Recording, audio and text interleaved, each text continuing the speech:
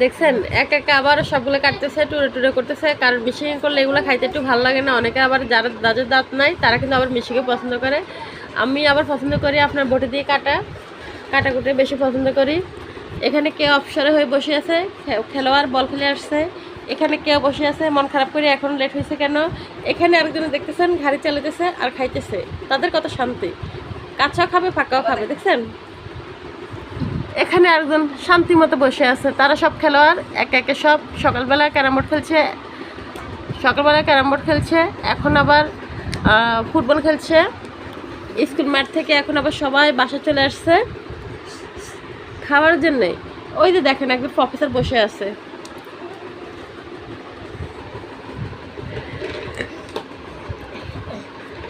দেখছেন এভাবে খাওয়া দাওয়াটার মজাটাই আলাদা। অনেকে মিলি আরও মানুষ হলে হয়তো বা আরও ভালো লাগতো, কিন্তু এখন বর্ষাকালীন তো কেন মানুষের ভিড়টা একটু কমে থাকে। যখন আবার বর্ষা থাকে না তখন অনেকে আসা যাওয়া করে, সবাই মিলে একসাথে খায়। এ হচ্ছে আমার জালের ছোটো পাটা, সবসময় দুষ্টমি নিয়ে থাকে। এখন আসছে বরামুর বাসায়, কি করবে পেঁপে খাওয়ার জন্য।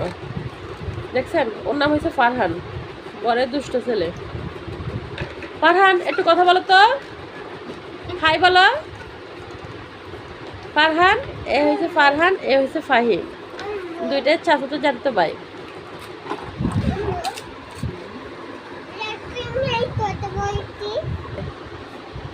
এ দেখেন আমার নিয়েছি লেমু, নিয়েছি আমের আচার, নিয়েছি এখন লবণ।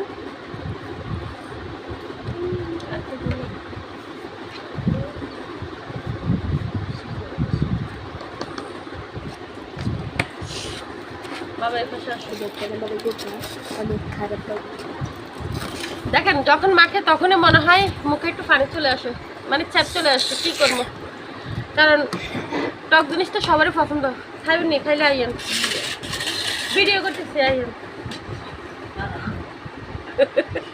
এ দেখেন এখন দিতেছি একটু মরিচের গুঁড়া। এগুলো অবশ্য আমাদের কিনে না, আমরা মরিচ কিনি তারপরে চুলাইছি। এই গুঁড়োগুলো খাইতে আলাদাই টেস্ট।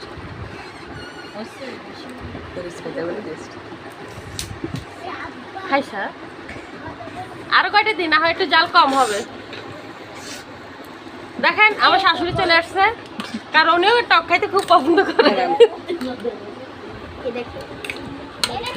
উনিও টক খাইতে খুব পছন্দ করে, এই জন্য আমার শাশুড়ি চলে আসছে।